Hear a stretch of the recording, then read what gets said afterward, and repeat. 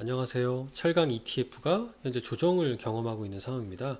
근데 이 조정 구간을 매수 기회를 활용해 보면 어떨까라는 말씀을 저뿐만 아니라 마침 삼성증권에서도 좋은 리포트를 발간을 해주셨기에 제가 소개를 좀 드려볼까 합니다.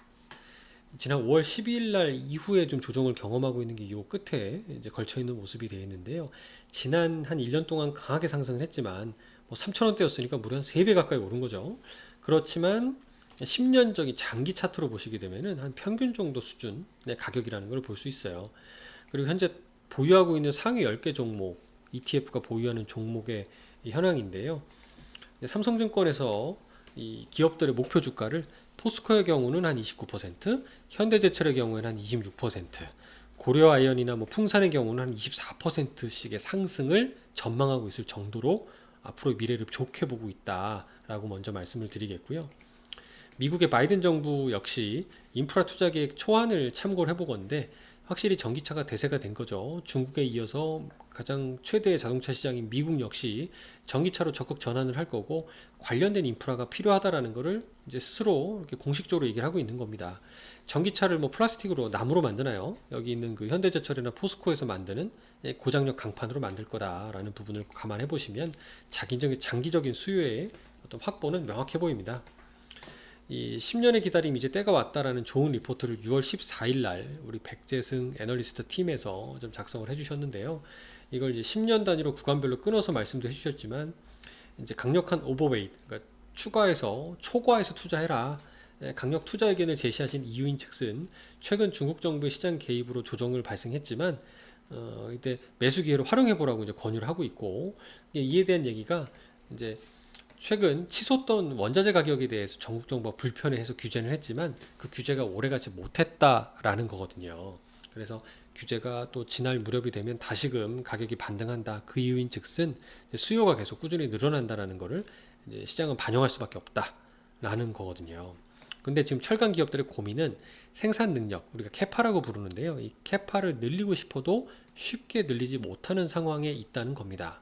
그 이유는 첫 번째가 원래 기업이 돈을 벌면 꾸준히 이렇게 이 회색 바처럼 투자를 늘리는 거거든요. 설비를 늘려서 향후에 늘어나는 수요에 대응하고자 하는 게 기본입니다. 근데 글로벌 금융위기 이후로 이제 경기가 둔화되니까 가동률이 크게 떨어진 걸 보이시죠? 있는 기계도 지금 절반도 활용하지 않을 정도로 가동률이 크게 떨어진 거예요. 놀리게 된 거죠. 그러니까 설비 투자를 어느 순간부터 안 하는 거예요. 그래서 2010년부터 10년 동안은 거의 투자가 위축이 되면서 설비 투자가 이루어지지 않았다라는 게 이제 특징적인 이런 철강 업계의 현상이었다고 하고요. 그런 와중에 여기에 이 그래프의 파란색 선은 재고인데요. 재고가 이렇게 급격히 떨어집니다. 가장 바닥이 이제 10억 톤 단위인가 200억 톤 정도의 재고까지 떨어진 건데요. 과거 20년 동안을 보면은 평균적으로 재고가 한 600억 톤 정도 수준이라는 걸 볼 수 있어요. 이게 들락날락했지만 이 정도의 변동을 가지고서는 앞서 가동률을 가지고 맞출 수가 있었던 거예요. 가동률이 50%대까지 떨어졌다가 갑자기 이제 수요가 늘어나면 이제 기존의 설비로 가동률을 좀 늘려서 놀고 있는 기계가 없도록 가동을 늘려서 생산을 맞췄던 거죠. 근데 최근은 그렇게 가동률을 높였음에도 불구하고 이제 수요를 따라가지 못할 정도까지 왔다. 즉 설비 투자를 늘려야 되는 상황이 됐다라는 것을 의미합니다. 근데 철강 업체들이 굉장히 좀 큰 도전을 받고 있는 게 뭐냐면 바로 이 친환경 트렌드 때문이에요. 왜냐면 글로벌 탄소 배출량을 이렇게 세하려 보면은 철강 제조 및 그리고 광산, 채굴하는 활동을 합치면 약 한 10% 정도의 비중을 차지한다는 거예요. 꽤 많은 탄소 배출을 하고 있는 거죠. 따라서 탄소 배출이 계속 이어지는 족족 기업 이익의 상당 부분을 탄소세라는 형태의 비용으로 지불할 수밖에 없는 상황이 됩니다. 당연히 신규 기업들 입장에서는 그럼 탄소세를 부담하면서까지 설비 투자하려는 회사들 별로 없겠죠. 기존에 돈을 벌고 있는 앞서 선도 업체들이 일부 비용을 내더라도 빨리 설비 투자를 친환경화로 바꾸는 쪽으로 대응을 할 거고요. 그래서 삼성증권 의견은 그렇기 때문에 이런 탄소 갑출 요구에 부응할 수 있기 때문에 외부인 즉 신규 업체가 진입하기는 힘든 환경이 될 것 같고 대신 기존의 자본 구조가 양호한 그런 선두권 업체들의 경우에 과점화가 더 커질 거다라고 보고 있습니다. 진입 장벽이 강화될 거고 그들이 친환경 설비를 늘리면서 이 늘어나는 수요에 대응할 것이다라고 보는 거고요.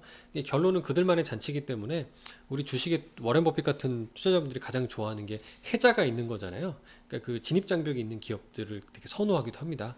수요가 앞으로 명확하게 보이는데 진입 장벽이 강화된 확실히 확보가 된 기존 업체들 간의 그들만의 잔치인 철강 업체, 철강 ETF들은 좀 더 주목해 볼 만하지 않을까.